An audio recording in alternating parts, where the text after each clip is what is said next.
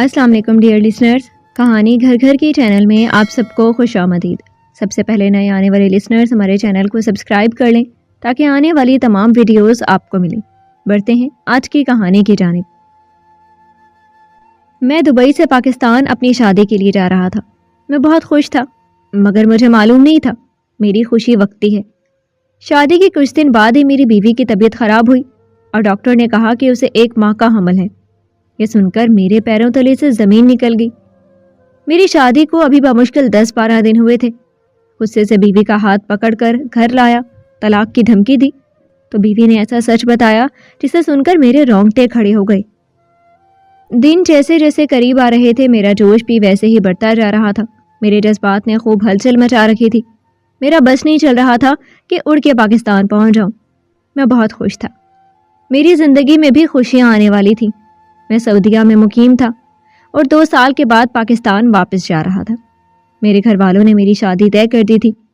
اماں نے مجھے تصویر واٹس ایپ کر دی تھی اور لڑکی کی تصویر دیکھتے ہی میں پاگل ہو گیا تھا۔ وہ تصویر میں اتنی حسین اور معصوم دکھائی دے رہی تھی کہ اس کو دیکھ کر میرے دل کی دھڑکن رک سی گئی تھی۔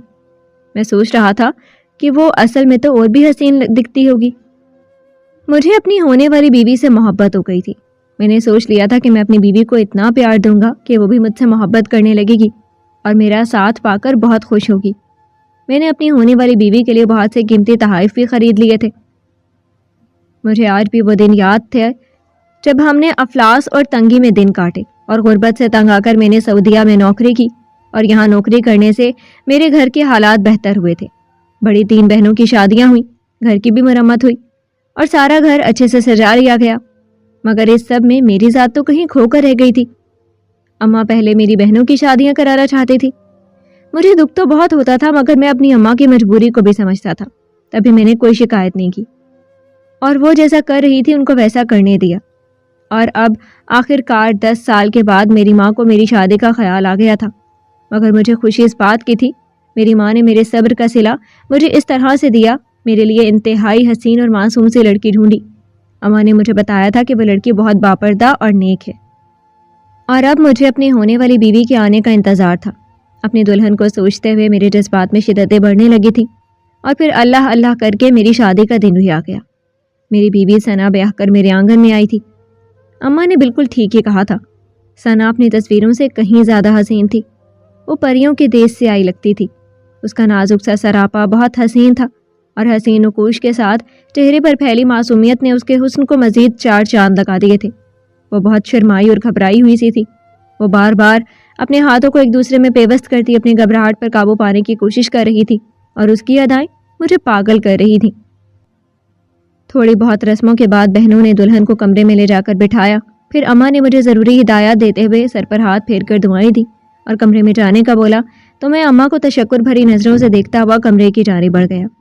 میری سانسیں بے ترتیب تھیں اور میرے دل کی دھڑکن بہت زیادہ بڑھ گئی تھی۔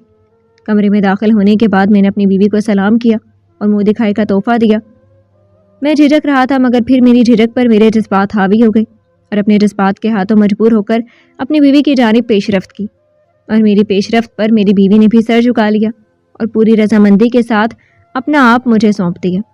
میں نے پوری رات اپنی بیوی پر اپنی شدتیں نچھاور کی تھی۔ وہ رات میری زندگی کی حسین ترین رات تھی۔ میں ایک دم سے مکمل ہو گیا تھا۔ میری بیوی کے چہرے پر پھیلی لالیاں اس بات کا ثبوت دے رہی تھی کہ وہ بھی میری سنگت میں بہت خوش ہوئی ہے اور میرے ساتھ بندھے اس رشتے پر دل سے راضی ہے۔ اگلی صبح میری بیوی بہت شرما رہی تھی کہ اس کے چہرے پر بکھری حیا کی لالی مجھے بہت اچھی لگ رہی تھی۔ میں نے محبت سے اس کو گلے لگایا اور کہا، تم اس طرح شرماتے ہوئے بہت اچھی لگتی ہو۔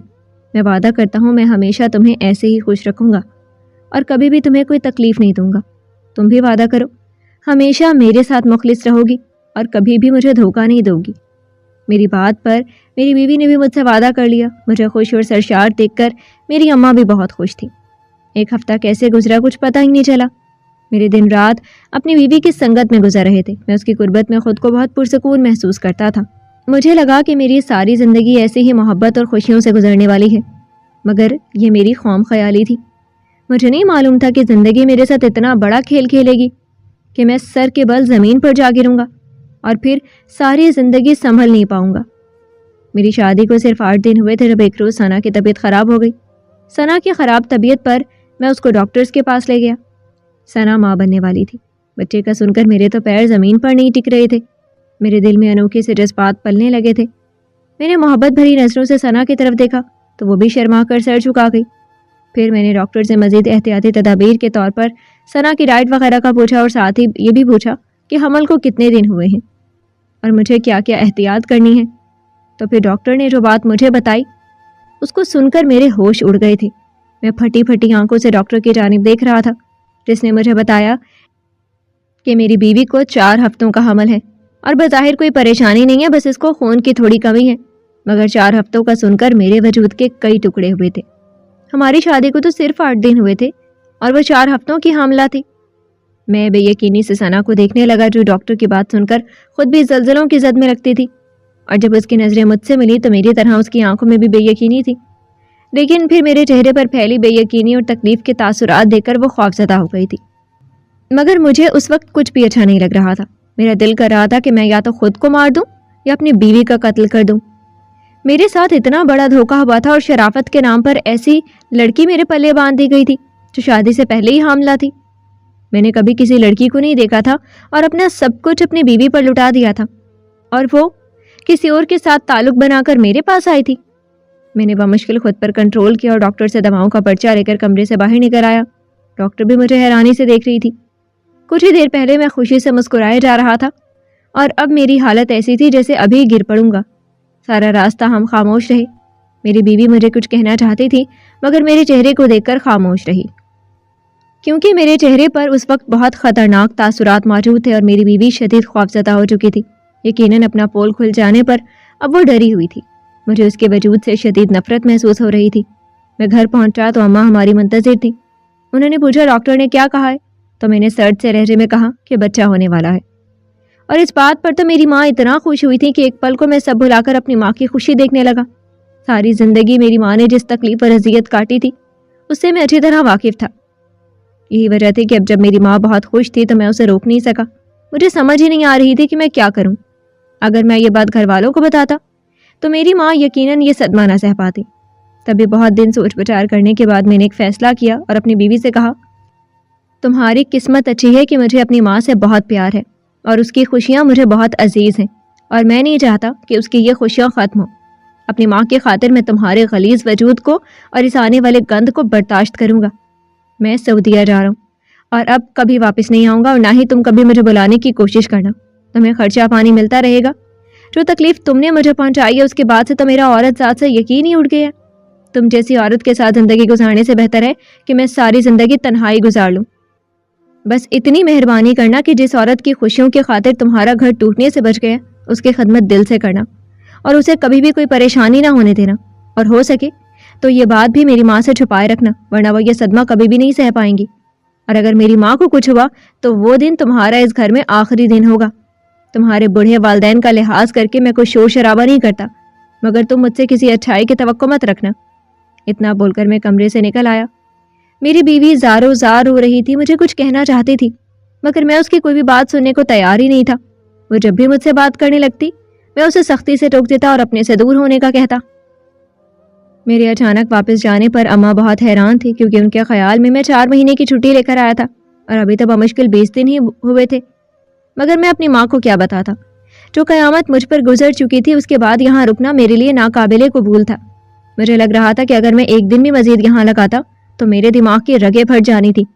میں نے ماں سے جھوٹ بولا کہ کمپنی میں کوئی مسئلہ ہوا ہے، مجھے بلا رہے ہیں۔ اگر منع کیا تو میری نوکری ختم ہو جائے گی، اور نوکری ختم ہونے کی بات پر میری ماں کو بالکل چپ لگ گئی تھی۔ اس وقت ایک میں ہی تھا جو پورا گھر چلا رہا تھا، میرا اور کوئی بھائی تھا نہیں، اور ابھی 2 بہنیں اور بھی کمانی بیٹھی تھی۔ ایسے میں اتنی بہترین نوکری سے ہاتھ دھو بیٹھتا تو ہمارے گھر میں پھر سے فاقے شروع ہو جانے تھے۔ اگلے روز میری روانگی تھی۔ میں رات کو صحن میں بیٹھا سگریٹ پھونک رہا تھا اور اپنے گھر کو حسرت سے دیکھ رہا تھا۔ یہ رات میری اس گھر میں آخری رات تھی۔ میں اب کبھی پاکستان نہیں آنا چاہتا تھا، کیونکہ میرے حق میں یہی بہتر تھا کہ نہ میں واپس آتا نہ میری برداشت ختم ہوتی، اور میں یہ تعلق ختم کرتا اور نہ پورے خاندان میں یہ بات پھیلتی کہ میں نے ایک ایسی لڑکی سے شادی کی جو شادی سے پہلے حاملہ ہو چکی تھی۔ میں سگریٹ پھونکتے ہوئے اپنے نصیب کو رو رہا تھا جب مجھے اپنے پاس قدموں کی آہٹ سنائی دی۔ میں نے سر اٹھا کر دیکھا تو ثنا میرے پاس کھڑی تھی۔ اس کی آنکھوں سے آنسو رواں دواں تھے۔ میں نے نفرت سے منہ پھیر لیا اور اسے پہلے کچھ کہتا ثنا میرے قدموں میں بیٹھ گئی اور ہاتھ جوڑ کر بولی، خدا کے لیے اب تو آپ واپس جا رہے ہیں تو کم سے کم ایک بار مجھے بھی بولنے کا موقع دیں تاکہ میں اپنی صفائی میں کچھ کہہ سکوں۔ میں نے آپ کی اتنی محبت دیکھی ہے کہ نفرت صحیح نہیں جا رہی، آپ ایک بار میری بات تو سن لیں۔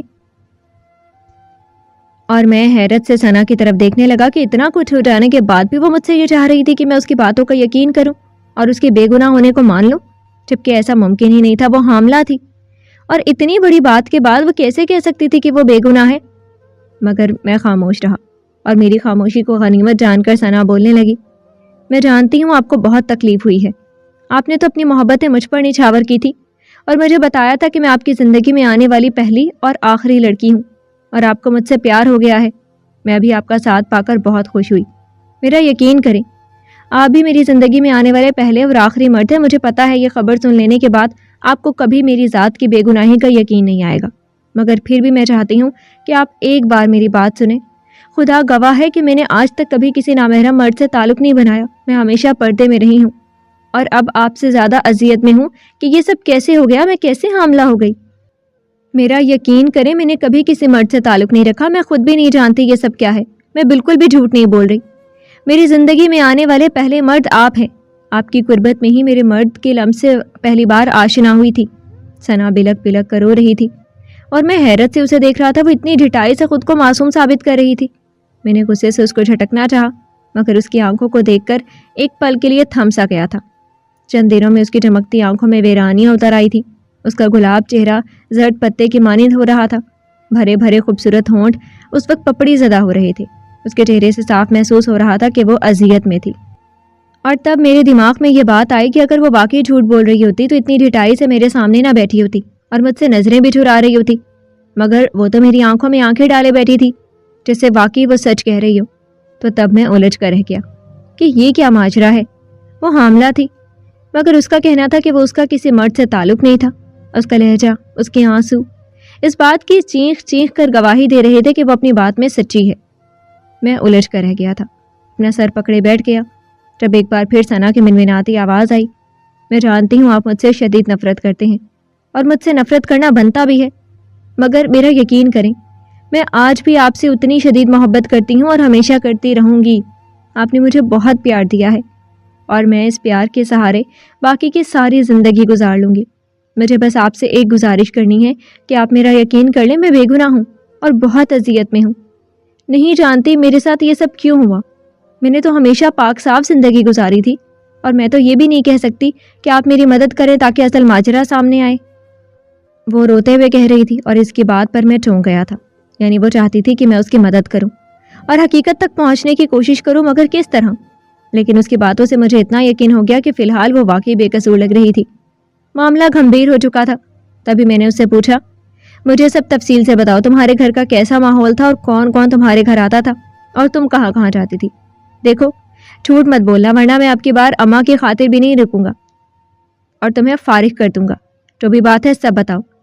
تو وہ بولی، ہمارا پردے والا ماحول ہے، کوئی بھی نہیں آتا ہمارے گھر اور نہ ہم بہنیں گھر سے باہر جاتی ہیں، بلکہ میٹرک کے بعد تو ساری پڑھائی ہم نے پرائیویٹ گھر بیٹھ کر حاصل کی۔ ابا کو بیٹیوں کا باہر جانا پسند نہیں تھا، بازاروں میں بھی کبھی نہیں گئے اور نہ کوئی دوست بنائی۔ ہاں البتہ پھپھو کا ایک بیٹا ہے، وہ کبھی کبھار ابا کی خیریت معلوم کرنے آ جاتا ہے، وہ ڈاکٹر ہے، اس لیے ابا کا شوگر بی پی وہی چیک کرتا ہے، مگر ہم اس کے سامنے بھی نہیں جاتے تھے۔ پھر بات کرتے کرتے ثنا جیسے کچھ یاد آنے پر چونکی اور بولی، ہاں ایک بار میرے اسی کزن نے میرا راستہ روکا تھا، اس نے مجھے دیکھ لیا تھا اور میں اس کو پسند آئی تھی، وہ مجھے اپنے دل کی باتیں بتا رہا تھا، مگر اس کی بیہودہ گفتگو گوئی سے مجھے غصہ آیا تھا، میں نے غصے سے اس کو جھاڑ دیا تھا اور پھر وہ میرے سامنے نہیں آیا تھا، اس کے علاوہ تو ایسی اور کوئی ہستی ہی نہیں ہے۔ اور اپنی بیوی کی بات پر میں چونک گیا، ہو نہ ہو اس معاملے میں اسی کزن کا ہاتھ تھا جو ڈاکٹر بھی تھا اور اکثر ان کے گھر بھی آتا تھا۔ پھر سب سے بڑھ کر اس نے ثنا سے پسندیدگی کا اظہار کیا تھا۔ میں کچھ سوچتے ہوئے بولا، مجھے اپنے کزن کا ایڈریس بتاؤ۔ میری بات پر ثنا چونک گئی اور پھر جلدی سے اس کا ایڈریس نمبر وغیرہ نوٹ کرایا۔ میں نے اپنے ایک دوست سے رابطہ کیا جس کا بہنوئی پولیس انسپکٹر تھا اور بہت ایماندار اور شریف پولیس والا تھا۔ میرے دوست نے میری ملاقات اپنے بہنوئی سے کرائی۔ میں نے اس پولیس والے کو ساری بات بتائی تو میری بات سن کر وہ بولا، آپ کا شک بالکل درست ہے، اگر آپ کی بیوی اس بات سے انجان ہے کہ وہ حاملہ کیسے ہوئی اور وہ واقعی شریف ہے تو پھر یقیناً اس ڈاکٹر کزن نے کوئی گیم کھیلی ہے۔ خیر جو بھی ہے سچ سامنے آ جائے گا. مجھے اجازت دے تو میں آپ کی بیوی سے کچھ سوال کرنا چاہتا ہوں. میں نے اجازت دے دی تو انسپکٹر نے ثنا سے کچھ سوالات کیے اور پھر ثنا کی کزن کے پاس پہنچ گئے. وہ اس وقت اپنے کلینک میں بیٹھا تھا. پولیس کو آتا دیکھ کر گھبرا گیا. انسپکٹر کے پوچھنے پر پہلے تو وہ لڑکا صاف مکر گیا کہ وہ ایسے کسی معاملے میں انوالو نہیں ہے اور کچھ بھی نہیں جانتا. مگر جب پولیس والے نے اسے ساتھ چلنے کو کہا تو یہی بات سن کر ہی اس لڑکی کی چیخیں نکل گئی اور گھگھیا کر بولا, میں آپ کو سب بتاتا ہوں, بس مجھے مارنا مت اور تھانے مت لے جانا. وہ حقیقتاً ایک بزدل مرد تھا اور اس کے بعد اس نے جو کہانی سنائی اسے سن کر میرے ہوش اڑ گئے. غصے اور غم سے میرا برا حال ہو گیا تھا. اس نے بتایا, ویسے تو ماموں کی بیٹیاں پردے میں رہتی تھیں اور جب میں ان کے گھر جاتا تو اپنا چہرہ ڈھانپ لیتی, مگر ایک روز میری نظر ثنا کے چہرے پر پڑ گئی اور میں اس کے معصوم سے حسن پر فدا ہو گیا تھا اور اس کو پانے کے لیے بے چین ہو گیا. پھر ایک روز جب راہداری میں کوئی نہیں تھا, سب اپنے اپنے کمروں میں تھے اور ثنا کچن سے فارغ ہو کر کمرے میں جا رہی تھی, تو میں نے ثنا کو روکا اور پہلی فرصت میں ثنا کو اپنے دل کی بات کہہ سنائی. تو میری بات پر ثنا نے میرے چہرے پر تھپڑ مارا اور کہا کہ تمہیں ایسی بیہودہ گفتگو کرنے سے پہلے 1000 بار سوچنا چاہیے. تم اپنے ماموں کے گھر میں ٹھہر کر اس کی بیٹی کی عزت خراب کرنے کی کوشش کر رہے ہو. آئندہ ایسا کچھ مت کرنا ورنہ میں ابو کو بتا دوں گی. اگر میں تمہیں اتنی پسند تھی تو رشتہ بھیجتے. اب جب کہ میں کسی کی عزت بننے جا رہی ہوں تو تمہیں یہ جھچھوری حرکتیں سوچ رہی ہیں. شرم سے ڈوب مرو اور جب تک میری شادی نہیں ہو جاتی یہاں مت آنا. اس کے بعد ثنا دوبارہ میرے سامنے نہیں آئی, مگر مجھے اس تھپڑ نے بہت تکلیف پہنچائی. میں غصے سے پاگل ہو گیا اور ثنا سے بدلہ لینے کی ٹھانی. میں ڈاکٹر تھا, اس لیے ایک روز بہانے سے کھانے کے وقت پہنچ گیا اور ماموں کے پرہیزی کھانے کا بہانہ بنا کر کچن میں جھانک گھسا. مجھے معلوم تھا کہ میرے کچن میں گھستے ہی لڑکیاں وہاں سے فوراً رفو چکر ہو جائیں گی, اور وہی ہوا تھا. ثنا اور اس کی بہنیں وہاں سے فوراً نکل کر کمرے میں چلی گئیں. اب صرف ممانی کچن میں تھی. میں نے ممانی کو ادھر ادھر باتوں میں لگایا اور ان سے نظر بچا کر کھانے میں نیند کی دوا ملا دی اور پھر مطمئن سا ماموں کی طبیعت وغیرہ پوچھتا وہاں سے چلا آیا. اب مجھے ان کے بے ہوش ہونے کا انتظار تھا. میرے اندازے کے مطابق 3 گھنٹے بعد سب معاملہ سیٹ ہو گیا.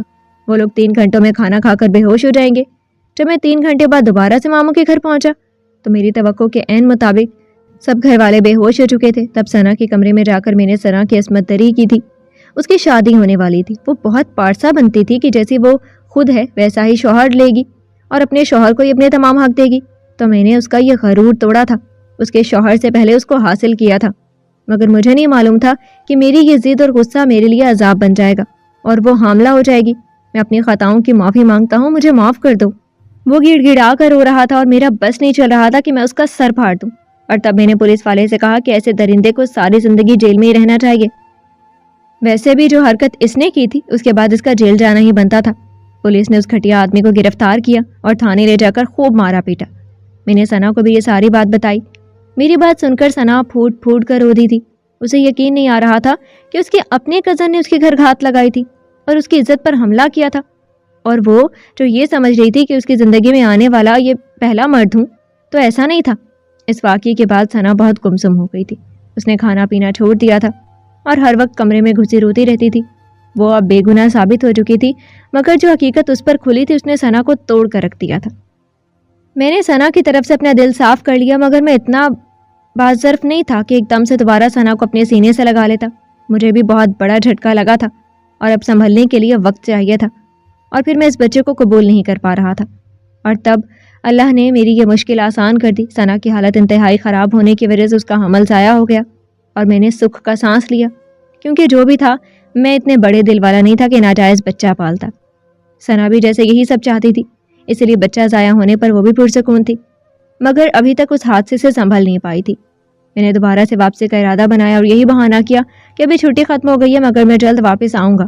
ثنا بھی یقیناً سمجھ چکی تھی کہ مجھے وقت چاہیے تھا, اس لیے وہ کچھ نہیں بولی اور مجھے جانے دیا. میری طرح اسے بھی سنبھلنے کے لیے وقت چاہیے تھا اور مجھے امید تھی کہ اگلی چھٹی پر جب میں آؤں گا تو سب سے پہلے جیسا ہو جائے گا اور ثنا کے ساتھ میں اچھی زندگی گزاروں گا.